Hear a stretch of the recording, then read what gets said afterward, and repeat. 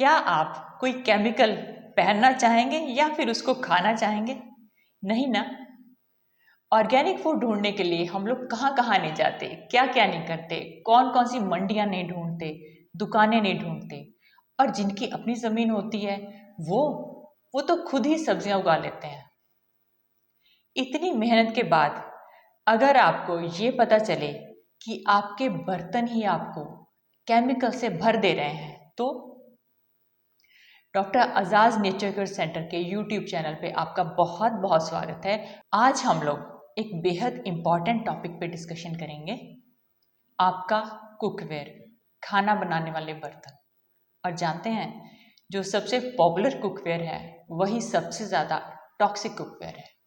जी हाँ, non stick cookware.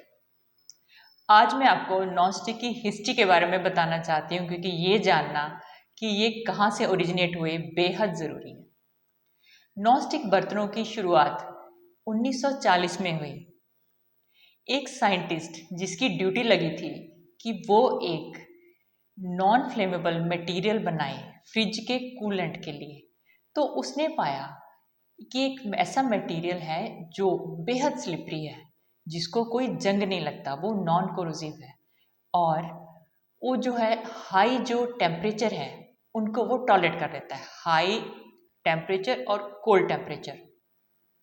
इस compound का नाम है पॉलीटेट्राफ्लोरोएथिलीन और यही आगे चल के नॉन स्टिक कुकवेयर में यूज़ हुआ और ये एटम बम बनाने में भी यूज़ हुआ था। तो इस तरह नॉन स्टिक कुकवेयर की शुरुआत हुई। हम सबको नॉन स्टिक बेहद पसंद आना ही था। ऑयल कम यूज़ होता था क्योंकि हम लोगों को बताया गया कि ज़्यादा ऑयल तो खाना नहीं है। नॉन स्टिक की बनाना बेहद इजी और मेंटेनेंस तो और भी इजी। लेकिन ये सब हम लोगों ने किस कीमत पे किया? एक पूरी जनरेशन हम लोगों की नॉन स्टिक में खाना खा गई और उसके नतीजे कैंसर, किडनी का, प्रोस्टेट का, थायराइड का। और जानते हैं ये जो केमिकल है इनका नाम क्या है? इनको बोला जाता है फॉरएवर केमिकल्स। जिसने भी इसका नाम रखा है बेहद धड़ल्ले से और बहुत ही सोच के रखा है। ये ऐसे केमिकल जो एक बार एनवायरनमेंट में आ गए तो ये कभी वापस नहीं जाएंगे। ऐसे केमिकल्स में हम लोग खाना खाते हैं।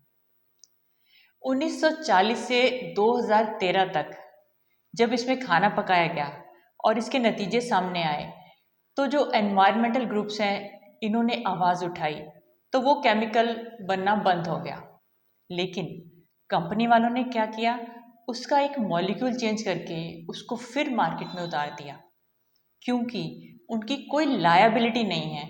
कोई उनको सेफ्टी का टेस्ट करने के लिए बोला नहीं जाता कि इसका यूज़ ह्यूमन बींग्स के यूज़ के लिए सेफ है कि अनसेफ है।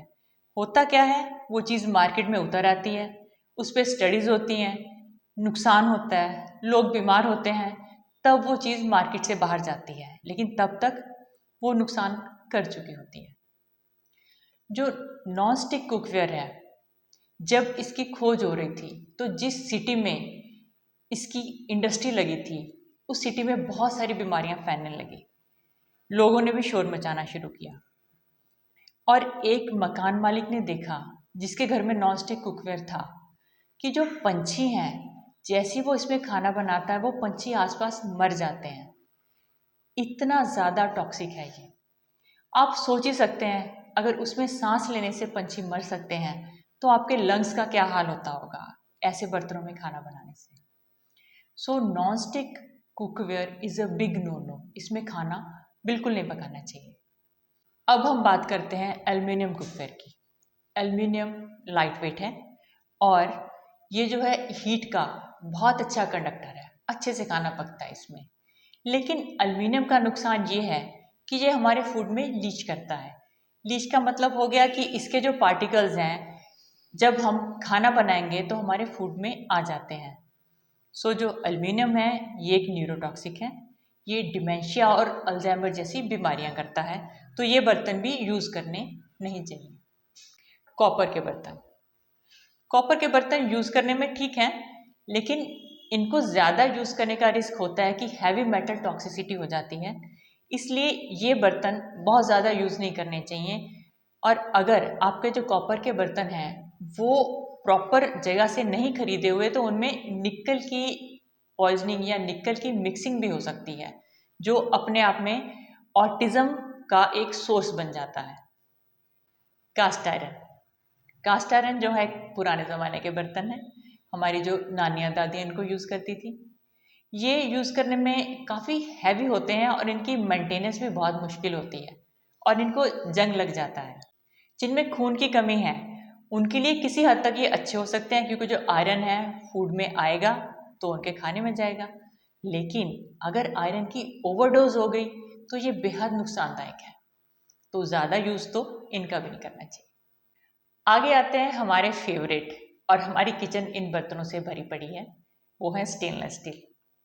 स्टेनलेस स्टील लाइट वेट है, नॉन कोरोजिव है, इसको जंग नहीं लगता, मेंटेनेंस भी अच्छे से हो जाती है। लेकिन इनमें दिक्कत आती है कि ये नॉन स्टिक नहीं है, इनमें खाना चिपक जाता है और इनमें थोड़ा थोड़ा निकल भी मिला होता है, लेकिन ये अपने फूड में नहीं आता है। सो स्टेनलेस स्टील मोर और लेस यूज़ किया जा सकता है। सिरेमिक के बर्तन।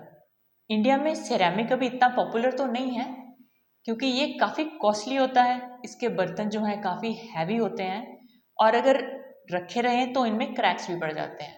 लेकिन इनका फ़ायदा ये है कि ये नॉन स्टिक की जैसे यूज़ हो सकते हैं। ब्रास, पीतल के बर्तन, ये भी हमारे पुराने ज़माने के जो बुज़ुर्ग हैं उस समय यूज़ होते थे, अब तो ये काफ़ी कम हो गए हैं, लेकिन ये यूज़ करने में बेहद फ़ायदेमंद है। इनका अगर नुकसान देखें तो बस एक ही नुकसान है कि इनको बार बार कलई करवाना पड़ता है। इंसान मिट्टी से बना है, मिट्टी ही खानी है और मिट्टी में ही जाना है। जी हाँ, मिट्टी के बर्तन सबसे बेस्ट। दिक्कत क्या आती है इनमें? खाना देर से पकता है, मेंटेनेंस इनको ज़्यादा चाहिए, लेकिन खाना बनाने के लिए मिट्टी के बर्तन बेस्ट बर्तन है। इसमें ध्यान ये भी रखना होता है कि ये जो हैं, जो एक कुम्हार बनाता है वहीं से लिए गए हों, ना कि ये किसी मशीन में बने हों, क्योंकि मशीन वाले इसमें डाई मोल्ड यूज़ करते हैं। वो बर्तन केमिकल वाले होते हैं, वो बिल्कुल यूज़ नहीं करने चाहिए। तो ये थी आज की हमारी वीडियो। तो आप समझ ही गए होंगे कि डाइट के साथ साथ वो डाइट आप कैसे बर्तनों में पकाते हैं बेहद ज़रूरी है। आशा करती हूँ कि ये जानकारी आपके काम आएगी। अगर ये वीडियो आपको पसंद आई हो तो लाइक कीजिए और शेयर कीजिए और ये नॉलेज और आगे बढ़ाइए ताकि सब लोगों के काम आ सके। Thank you.